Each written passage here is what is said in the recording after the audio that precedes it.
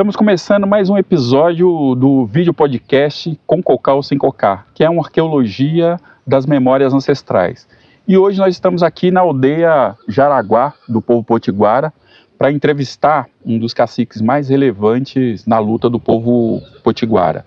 E nós estamos falando que é um dos mais relevantes porque a história de vida do cacique que nós vamos entrevistar, que é o cacique Aníbal, é uma história de muita determinação, muita convicção e que tem servido de referência para as juventudes, não só potiguara, mas as juventudes indígenas que têm afirmado a sua identidade, afirmado a sua luta, né, por um outro mundo, por um mundo melhor, né?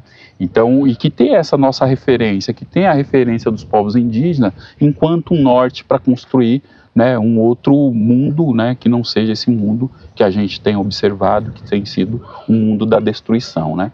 E aí eu queria, cacique, começar aqui a nossa prosa, primeiro agradecer muito, né, o senhor por estar nos recebendo hoje aqui, né, disponibilizar o seu tempo para que a gente possa fazer essa conversa. Mas eu queria um pouco que o senhor falasse quem é o senhor. Meu nome é Cacique Aníbal, sou da aldeia Jaraguá aqui. Estamos aqui na luta, meio complicada, né? Sim.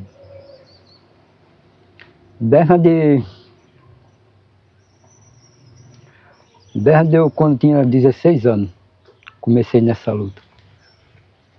E nunca pensar que essa luta, para defender o nosso território e a nossa mãe terra, fosse tão complicada, né? Nunca imaginei na minha vida.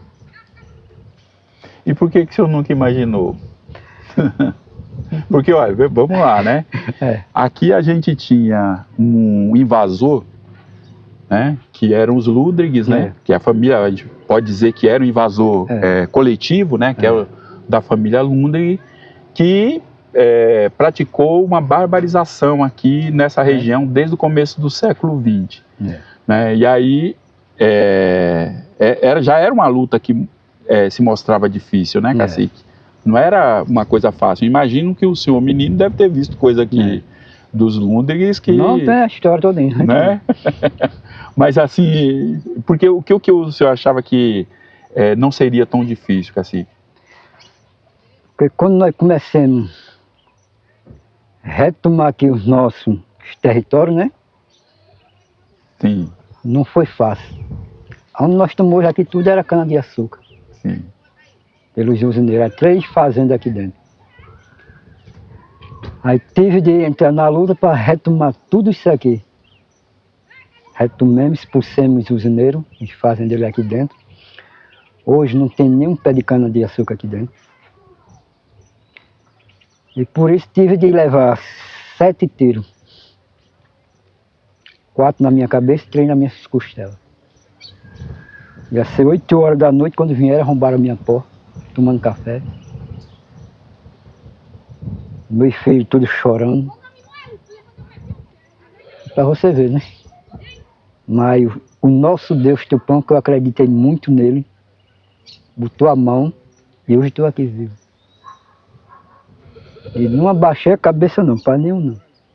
Até hoje, estou aqui na luta, enfrentando todo tipo de ação que vem contra eu. O cacique, uma coisa que é curiosa, né? Assim, eu queria um pouco saber a respeito disso, né? O senhor entra na luta incentivado, estimulado por quem? Pelo quê? Incentivado mesmo pela minha avó. Ela contou a história, tudo que os nossos antepassados passou, foram queimados. A minha família, nós morávamos lá em Montemor. Tinha 150 casas de paia antiga mesmo. A usina, a companhia Tecido do Rio Tinto veio e queimou. Muitos índios foram queimados. Muito. Não teve nem tempo de correr aqui para a nossa mata, para nosso manguezal aqui. Aí ela disse que isso aqui é da gente. Meu neto, você tem de enfrentar essa luta. Eu não vou ver não. Mas quem ficar vai ver essa terra um dia ser retomada de novo. E nós dizer que nós estamos respirando um ar, vai ser um ar puro, não vai ser ar de companhia, nem de ninguém mais não. Aí comecei na luta.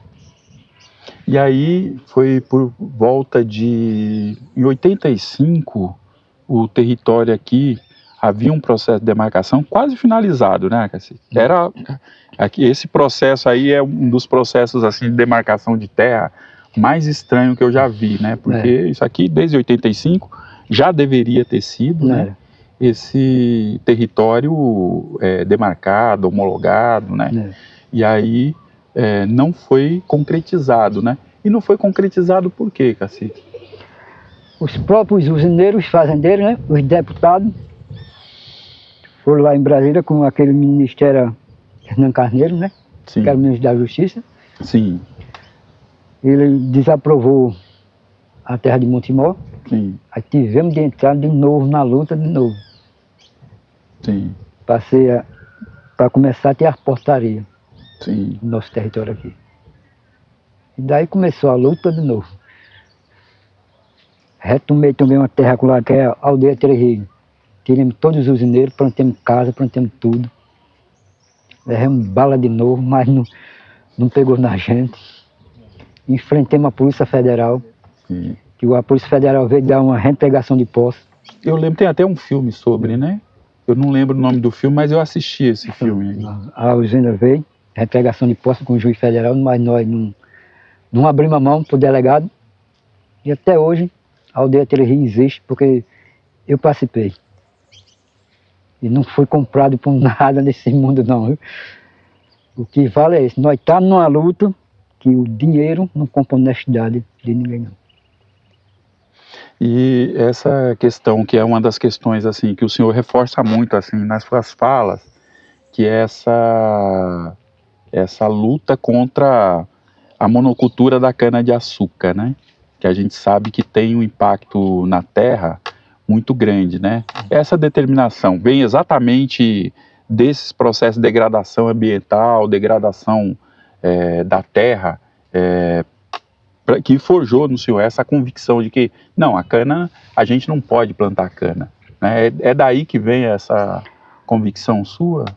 Porque de primeiro, quando era as usinas aqui, nós estávamos perdendo já o nosso manguezal. A nossa família, quando ia para a maré, não tinha mais o que ia pescar. Porque todo adubo caía para dentro das nascentes. O peixe ia diminuindo, os venenos, que de primeiro aqui não era na bomba. Os aviões mesmo que passavam com um avião bem baixinho, acabava com as lavouras da gente e as canas dele subia o produto, né? Aí nós fomos vendo, quando nós ia para a maré, os peixes tudo morrendo. Aí nós dizemos, não, a partir de hoje aqui, quando nós retomamos essa terra aqui, nós não queremos mais um pé de cana de açúcar aqui. Aí começou a produção de camarão, de tudo aqui.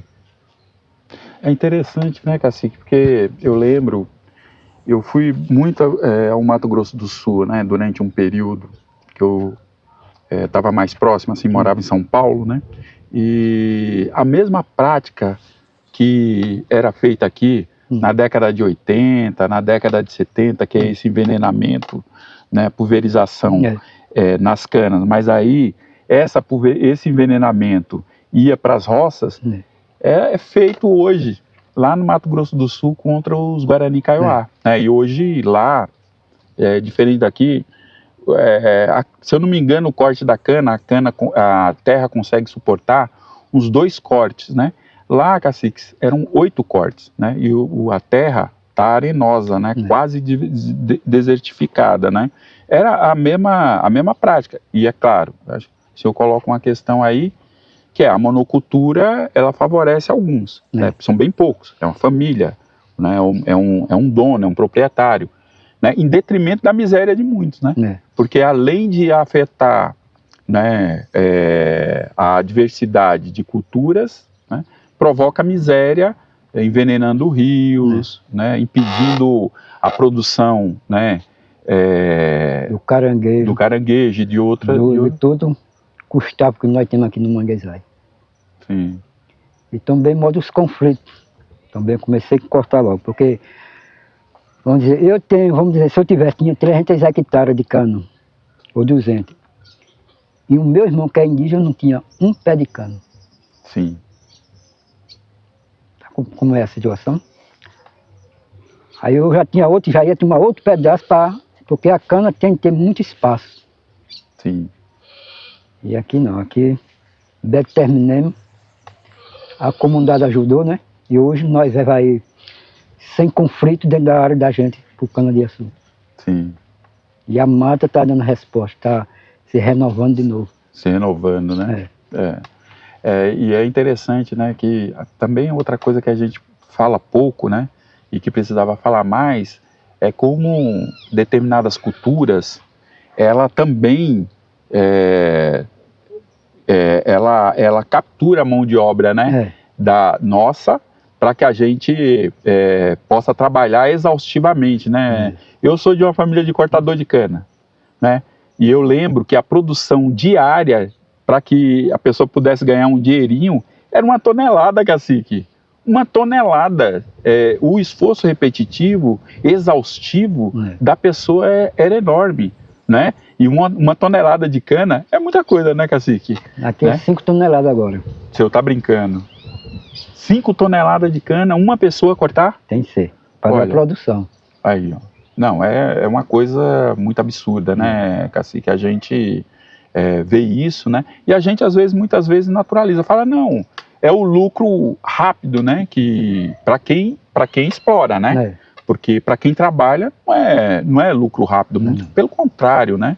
É um trabalho, um esforço repetitivo, né? E que tem desdobramento na saúde das pessoas, né? E ao mesmo tempo, no médio prazo, é o desgaste da terra que vai causar, né, empobrecimento para nós, né? Vai causar mais miséria ainda, né?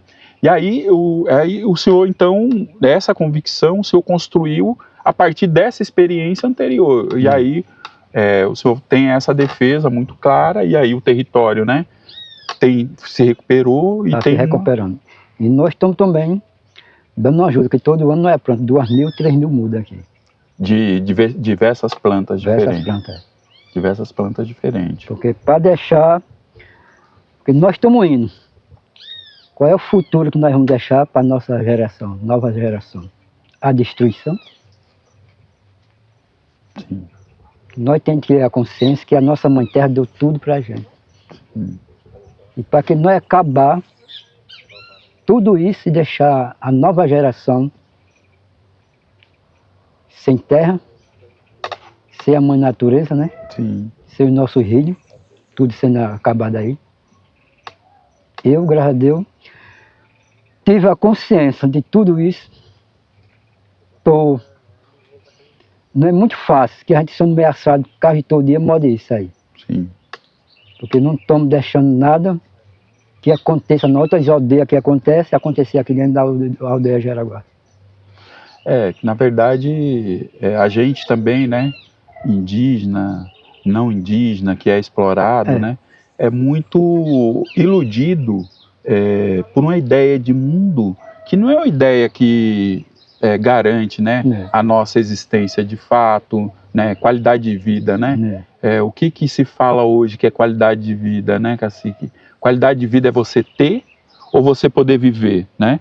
Então a gente vive esse dilema, né? Porque todos nós somos muito influenciados pelos meios de comunicação, seja aquela televisão antiga ou seja os novos meios de comunicação, né? E aí a gente se ilude achando que a qualidade de vida, a felicidade está em a gente ter e não em a gente ser, né? E aí para esse ter, você precisa ter coisas imediatamente.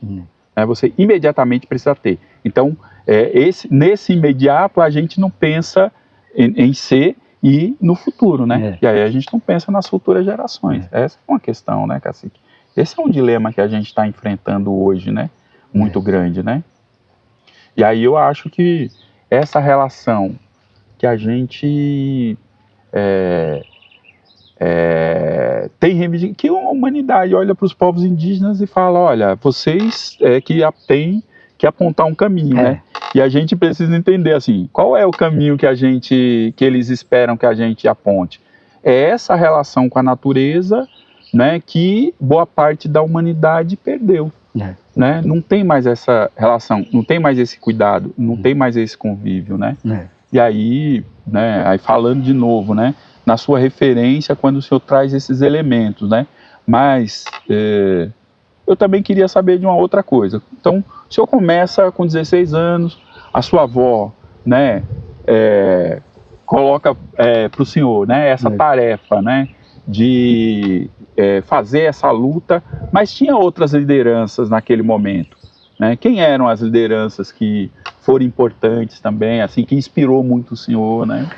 Aqui foi o cacique Seu Domingo, na época. Inspirou muita gente. Porque sempre a gente vinha, conversava com ele, a gente ia para Jacaré. Ele também passou um sufoco. O outro cacique também foi lá de Lagoa Grande, Zé Soares.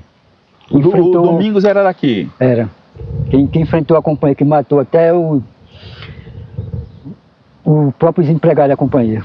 Foi a primeira morte, o primeiro conflito que teve aqui, dos índios com a companhia, foi Zé Soares. Na resistência? Na resistência pelo pedaço da terra. Na resistência. Foi. E o Domingos? E o cacique Domingos? Seu Domingo enfrentou as usinas também, nós vimos naquilo, inspirando por ele também, de vamos lutar. Você está lutando lá, nós vamos lutar aqui também, mas junto com o seu Vicente. Sim. Foi. Isso em que ano, mais ou menos, cacique? Foi em 95, foi.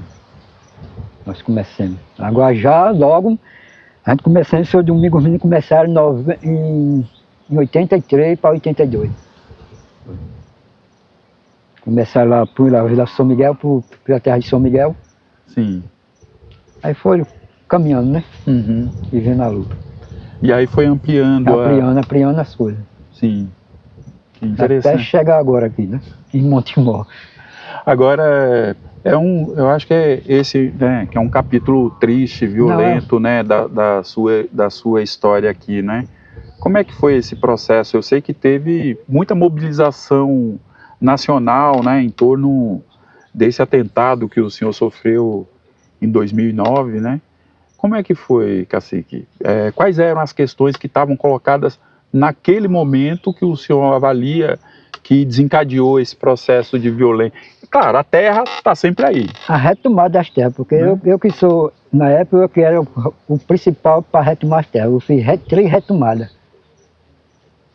Aos usineiros de soja. Desse jeito, temos de eliminar ele de todo jeito. Eu lembro que a época, cacique, essa época aí, eu morava em São Paulo e a gente já tinha uma organização lá nossa, né? Tinha inclusive um potiguara que participava da nossa organização, que era o Amaro, que ele está morando aqui agora, que ele é lá de Baía da Traição, né? E quando a gente via essas retomadas, né, e a gente via que os potiguara estavam botando a cana pro chão, a gente ficava vibrando. Mais uma. Era o senhor que estava provocando toda essa... Tudo isso era eu que estava provocando. Era o homem das retomadas. Aí não tem que ter ninguém para retomar, né? E tem a cabeça plena, né? Sim, claro. Aí quando nós fomos até na usina Japangu, o dono era Luiz Mar, eu ainda fiquei mais com raiva ainda, digo, agora se eu retomar, agora vamos retomar tudo. Porque ele disse que um pé de cana valia mais que uma vida do índio. 2 delegados da Polícia Federal e mandou repetir, repita a eles, um pé de cana vale mais que a vida do índio assim. E eu quero ver lá o sangue derramado. Mas Deus foi tão justo e deu um câncer na garganta dele. Faz 5 anos que ele está enterrado. Estamos aqui na terra. Quer dizer que era dele. O cacique, tem gente aí que tem medo de praga de índio. Esse aí, né? Mas a luta é essa, é uma luta que nós temos de viver todo dia. Não parar. Porque se nós parar, o rodo quer passar por cima da gente.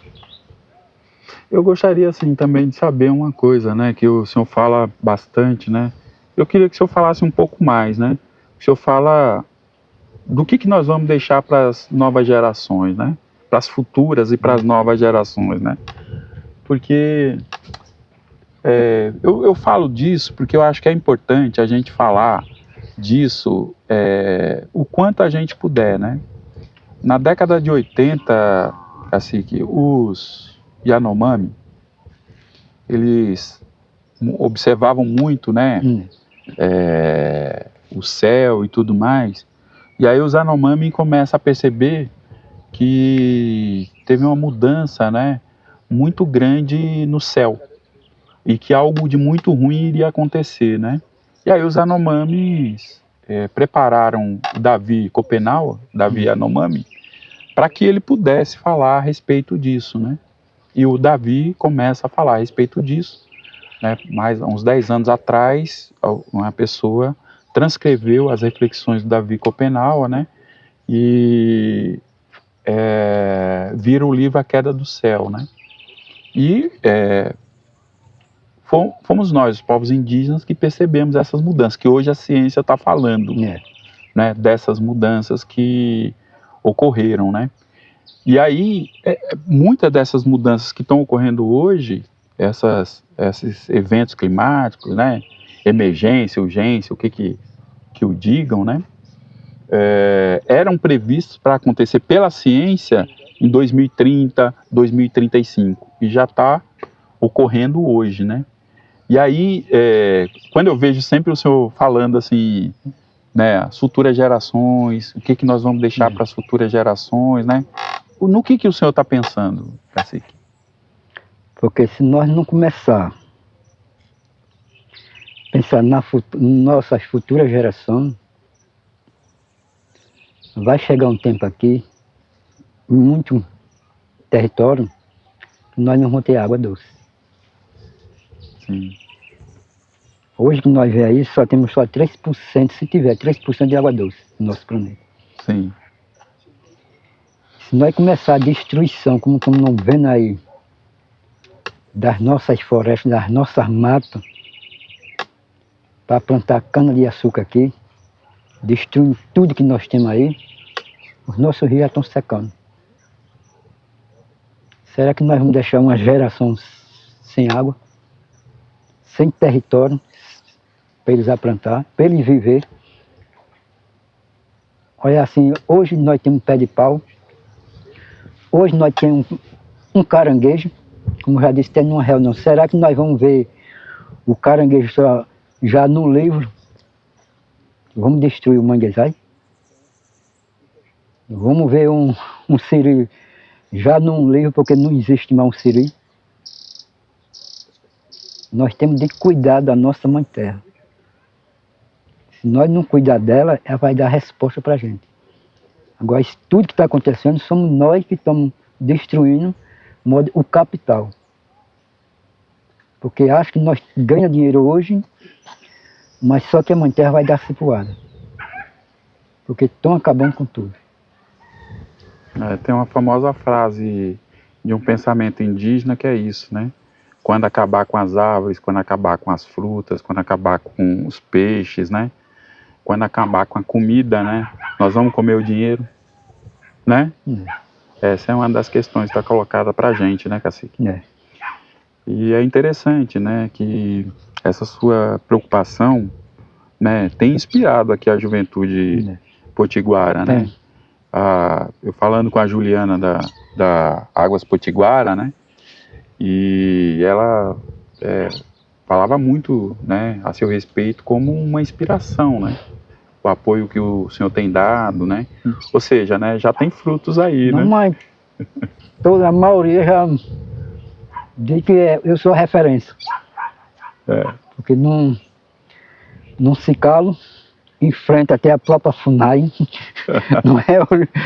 Enfrenta todo mundo, denuncio um bocado de coisa, mas se não for assim, o serviço não anda, né? Sim. E as coisas não andam. Então, Cacique, a gente, como é que o senhor se sente sendo, né, essa referência aí para a juventude? Eu queria entender, né, esse sentimento, né, porque também é isso, né, nossa vida é passageira, né, a gente sabe que a gente não deixa absolutamente nada, né, mas o senhor está deixando um legado.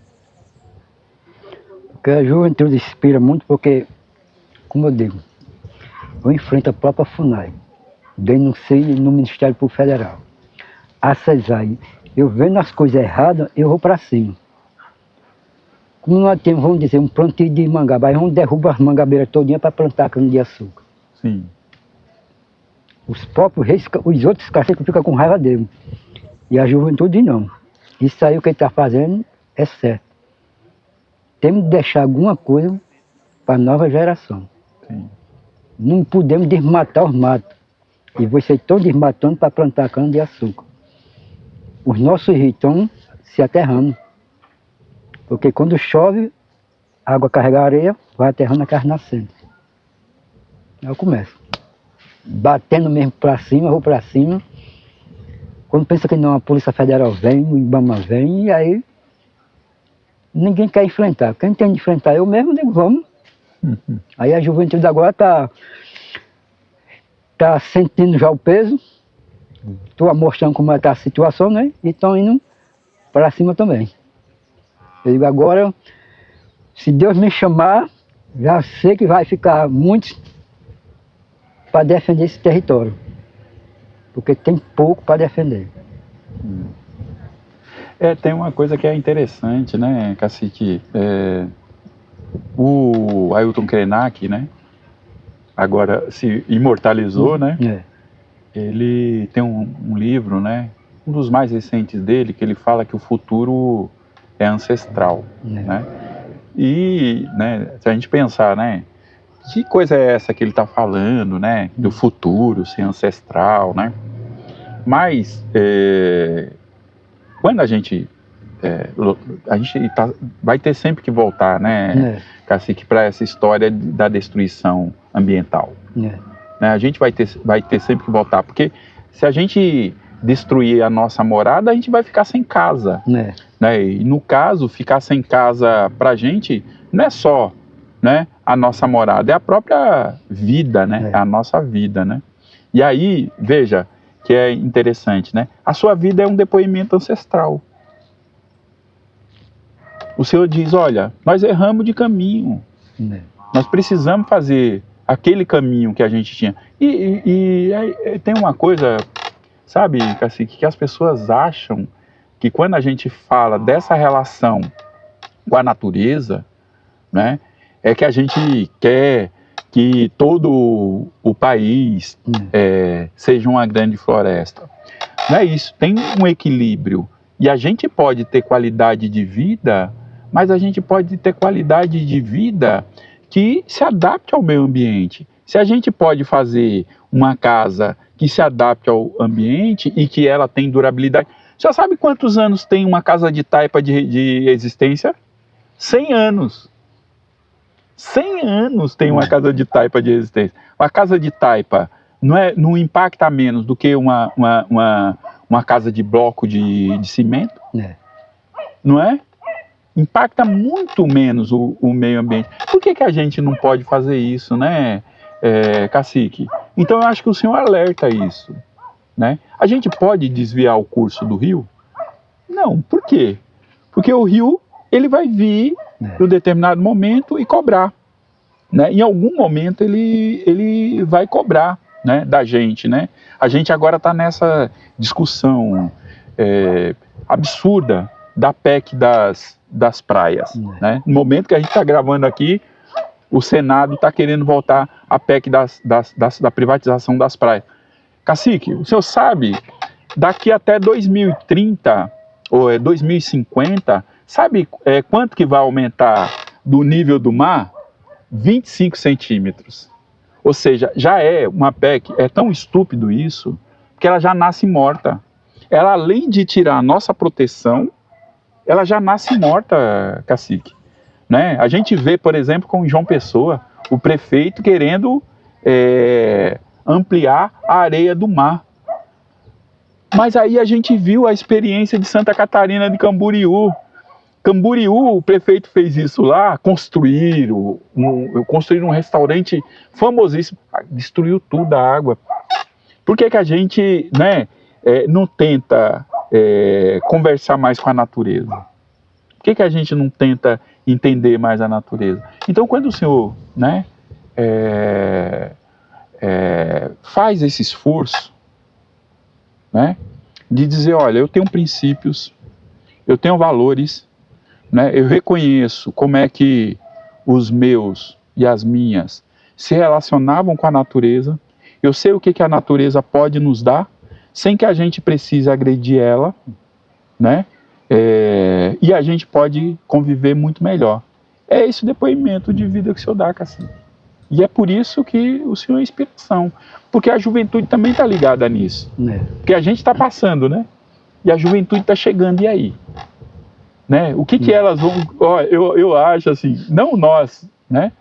Os indígenas, mas eu acho que essa geração que está chegando vai receber o pior legado de uma geração, sabia?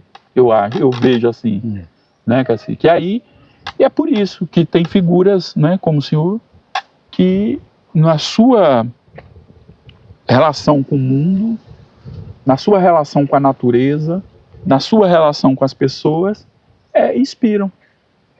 Nas suas posições, que são fortes, controversas, que inclusive, né, coloca a sua vida em risco, né, que a juventude quer, né, de referência.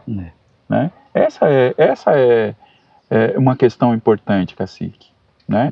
Que eu acho que é importante. Eu sei que muitas pessoas falaram isso e a juventude fala isso para o senhor, mas a gente também precisa, a gente não precisa ficar batendo a mão no peito e dizendo, olha, eu sou, mas a gente precisa saber qual que é a nossa dimensão, né, Cacique? E contribuição que a gente quer dar para esse mundo, né? E aí eu penso que é isso, né? Cacique, mas eu queria que o senhor falasse um pouco aqui. A gente pede para colocar os objetos significativos. Queria que o senhor falasse também, né? Para a gente que... Me fale que objeto que é esse aqui, como é que é feito. Esse aqui é um pé de árvore que nós temos. Certo. O nome dela é?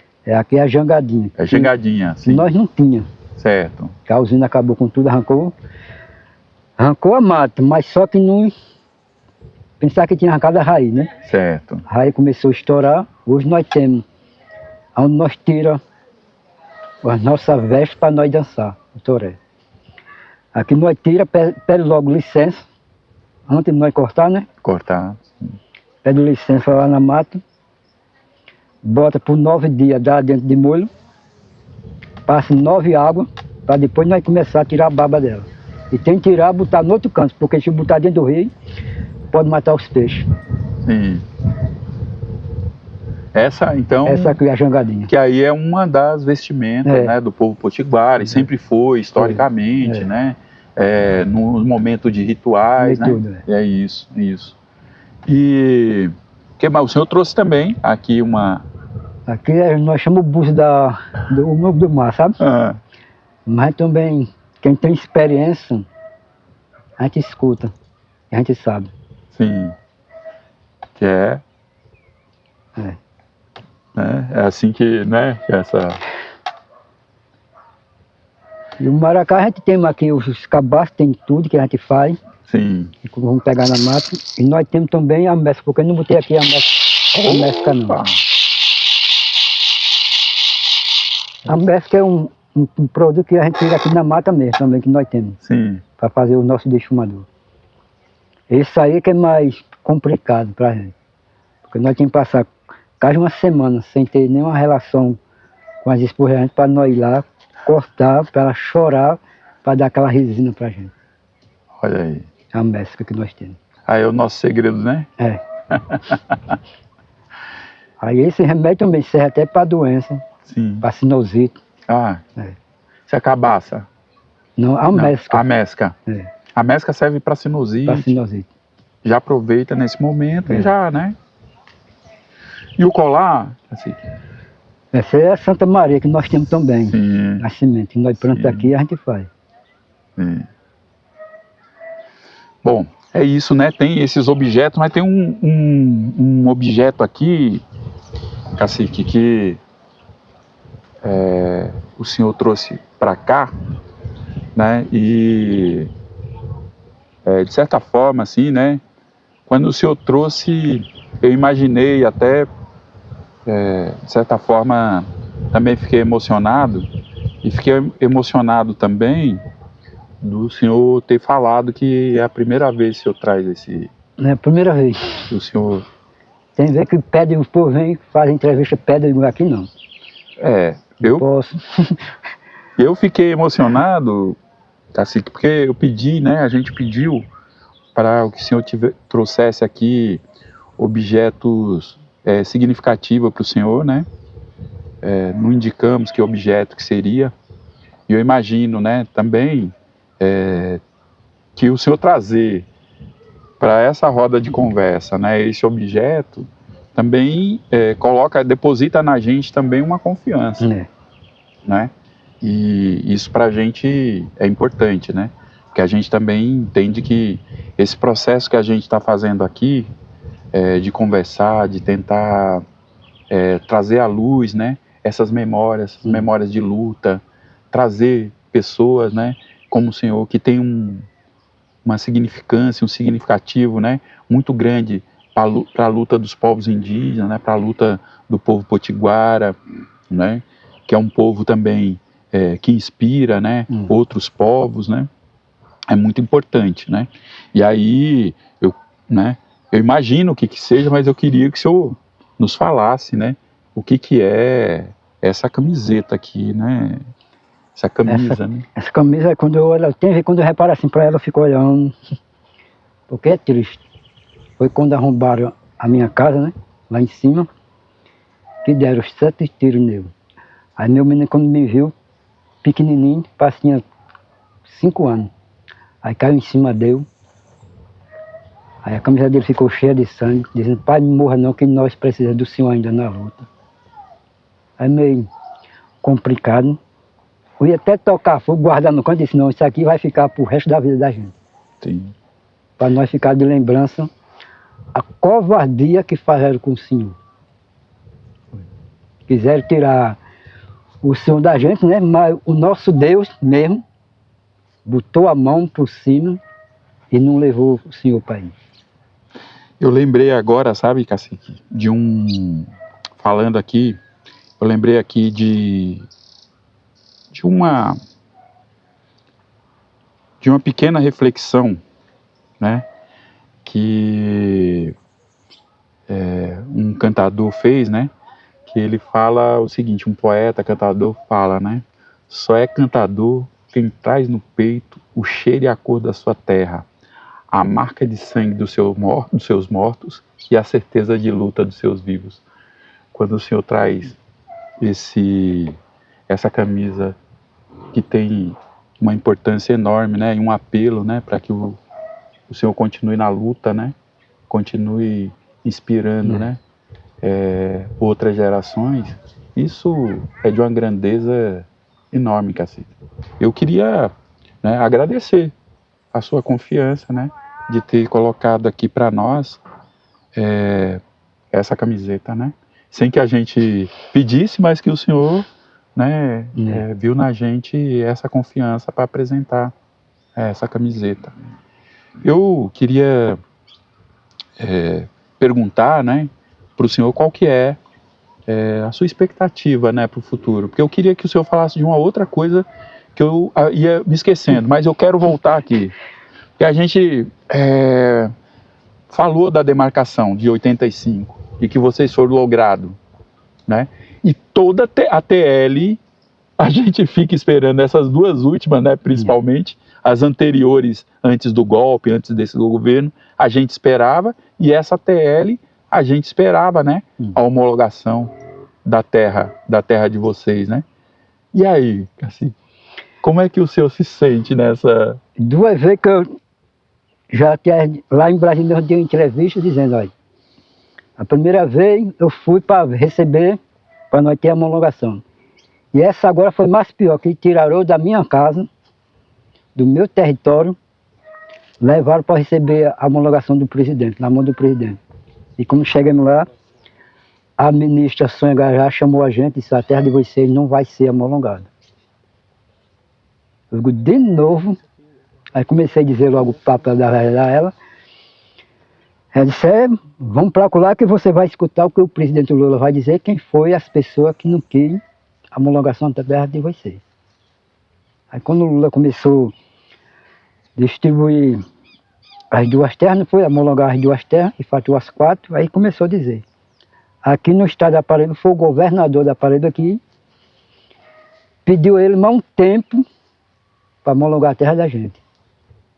O governo da Paraíba, João Azevedo. Fez isso. Cacique, porque para nós... Mas só que ele não sabia que a justiça estava de olho. Quando o Lula deu o pronunciamento, o juiz federal agora decidiu, deu 90 dias para a FUNAI homologar a terra de Montemor. Quer dizer, então, que está para homologar. Para tentar para 90 dias. E 210 dias para tirar os poceiros de dentro da área. Porque, sabe, Cacique, a gente vê vários outros territórios aí que tem muito mais problema do que vocês aqui, né? E é muito injustificável, assim. É muito injustificável. A gente olha e fala assim, mas por que essa terra não foi homologada? Não foi homologada? Né? Nessas duas idas, a gente, né, já esperando na TL 2023, né, cadê a homologação? Não aconteceu. E aí, sabe o que eu fico preocupado? Porque são mais de 200 territórios que estão ainda nesse processo. E se continuar nesse ritmo, não vai chegar a 20 territórios até o final desse governo. E aí é muito grave também, por exemplo, né, um governo, né, precisa ter justificativa plausível, né, pedir que esse processo cesse. E aí eu vi aí, Cacique, aí não é misturar, mas é ver coisas que aparecem no meio do caminho que são ilusão, que foi o que aconteceu com aquela tal empresa chinesa que veio aqui em Marcação, ofereceu 1 trilhão para construir uma nova cidade que impactava territórios indígenas, né? Então, assim, eu acho que tem aí por trás também essa força do dinheiro, né? Do capital, né? Dizendo não vai homologar, porque a partir do momento que homologue, né? Pode não acontecer uma grande mudança, mas vai acontecer uma mudança, né? As pessoas não vão mais poder explorar esse território. Tá todo mundo louco aí para colocar resort em tudo quanto é lugar. Cacique, aqui, colocar lá no Litoral Sul, 12 resorts está previsto lá no Litoral Sul, que não acontece, a gente sabe por quê. Porque os Tabajaras estão lá. Se os Tabajaras não estivessem lá, aquele litoral que todo mundo diz que é bonito e aqui que é bonito, né? Essa que é uma economia predatória, né, Cacique? Então, é muito... Eu não sabia que tinha tido essa intervenção, né? Do governo. Ou seja, né? A gente não pode se enganar muito, né? Não. A gente não pode se enganar muito. Mas aí eu ia... E qual que é a sua expectativa em relação à homologação? Lá na entrevista eu disse, homologando ou sem homologar, a terra é indígena. Sim. Não tem ninguém que tire mais nós lá de dentro. Sim. Quem chegar, nós vamos para cima. Porque nós vamos começar agora a fazer, junto com os curumins, ensinar eles como vamos lutar e enfrentar agora. Do jeito da gente. Não é mais de frecha mais não. Aí disse que até é uma vergonha a gente ir para Brasília. O presidente hoje está lá sentado na cadeira como presidente, o Nordeste, os 9 estados. E ele não está vendo isso não. Onde estamos mais sofrendo é o Nordeste. Com as terras tudo aí para ser homologado, ser reconhecida como terra indígena. Lá nos Pataxó, quantos assassinatos tem, e o governo não está vendo nada disso. Sei que eu meti o cacete para cima, lá em Brasília mesmo, não acharam muito bom, mas tem que dizer a realidade. E isso não é um problema para o senhor, né, Cacique?